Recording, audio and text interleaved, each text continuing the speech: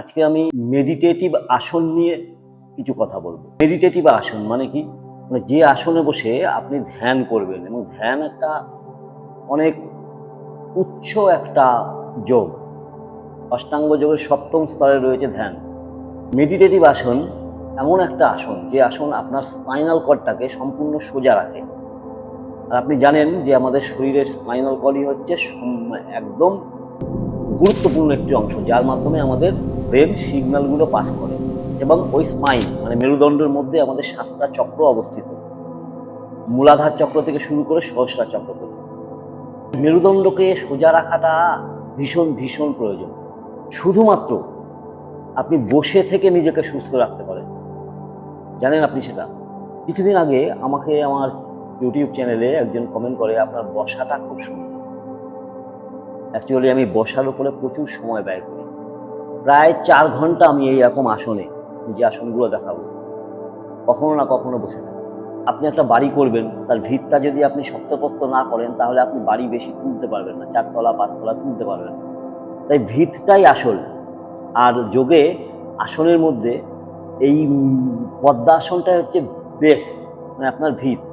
দুটো পা সামনে থাকলো, একটা পা তুলে এখানে দিন, আর একটা পা এর উপরে দিন। আমি যত সহজভাবে দেখালাম, আমার দীর্ঘদিনের অভ্যেস, তাই আমি এত সহজে করলাম। অনেকের হয়তো কষ্ট হবে, তার জন্য আগে পদ্মাসনে বসার চেষ্টা করুন। লম্বা শ্বাস নিন, শ্বাস ছাড়ুন,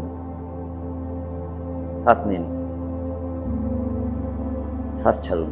পদ্মাসনের পরে বসুন সিদ্ধাসন।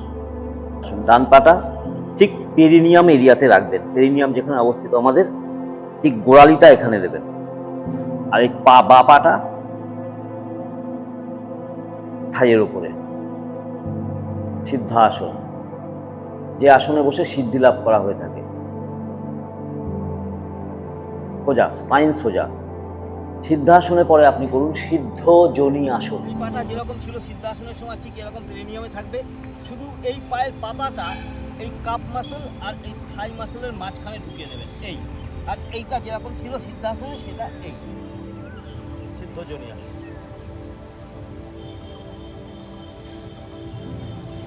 সিদ্ধ যোনি আসনের পরে আপনি কি করবেন? এরপরে আপনি করবেন, ধরুন আপনি পদ্মাসনে বসলেন, সিদ্ধাসনে বসলেন, সিদ্ধ যোনি আসনে বসলেন, তখন আপনার একটুখানি মনে হচ্ছে রিল্যাক্সেশন দরকার। তাহলে আপনি সুখাসনে বসবেন, যে আসন করে সুখ পাওয়া যায়। পা দুটোকে সামনের দিকে এরকম করে ক্রস করবেন, ক্রস করে সামনে টেনে দেবেন। এই স্পাইন ইরেক্ট, সুখাসন। সুখাসনের পরে আপনি কি করবেন? বজ্রাসন। লাঞ্চ এবং ডিনারের পরে অবশ্যই বজ্রাসনে বসবেন। বজ্র মানে হচ্ছে ঠান্ডা। হাত দুটো সামনে রাখুন, এইভাবে মেরুদণ্ড সোজা। বজ্রাসন। বজ্রাসনে কিছুক্ষণ বসার পর আপনি বলবেন ভদ্রাসন। ভদ্রাসন কি? দেখুন, দুটো গোড়ালি মানে পা দুটো আপনি সেপারেট করে দেবেন এবং আপনার হিপটা ম্যাটের মধ্যে লেগে যাবে। বজ্রাসনে কি? বজ্রাসনে হিলের ওপরে বসুন। আর ভদ্রাসন ফাঁকা করে দিন, এই ভদ্রাসন। এবার যাদের হাঁটু ব্যথায় তারা পারবেন না, আগে হাঁটুটা সারান। ভদ্রাসন। ভদ্রাসনের পরে আপনি কি আসন করবেন? ভদ্রাসনের পরে আপনি করবেন বীরাসন। বীরাসনে কি করবেন? বীরাসনে আপনি একটা যে কোনো একটা পায়ে বজ্রাসনে যেরকম বসেছিলেন ঠিক সেই গোড়ালির উপরে বসবেন টিপটা দিয়ে। আর অন্য পাটা আপনি ঠিক এইভাবে রাখবেন। এই যে হাঁটু আর এই যে বুড়ো আঙুল, এটা একটা লাইনে থাকবে। এরকম ভেতরে ঢোকাবেন না বা এরকম বাইরে বের করবেন না, এরকম লাইনে থাকবে। ঠিক আছে? যতটা কাছে সম্ভব। ডান হাতের কনুইটা এইখানে দেবেন, গালটাকে এখানে রাখবেন, হাতটা জ্ঞান মুদ্রায় রাখবেন। বীরাসন, হিরো পোজ। ভাইস ভার্সা, ডান পাটার উপরে বসুন আর বা পাটা এখানে রাখুন।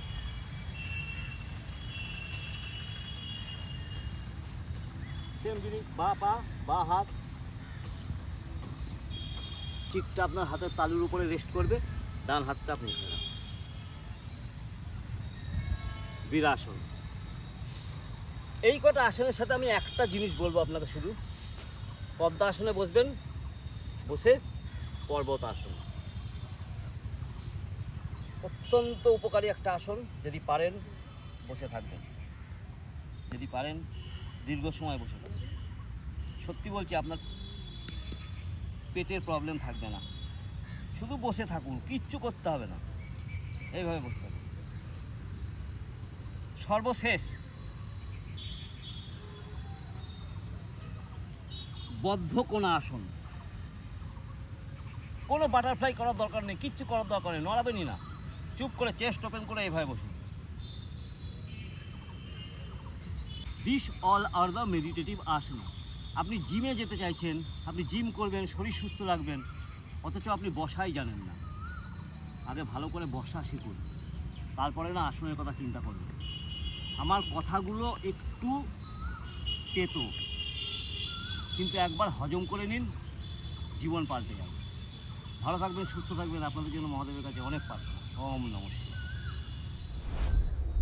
ॐ नमः शिवाय।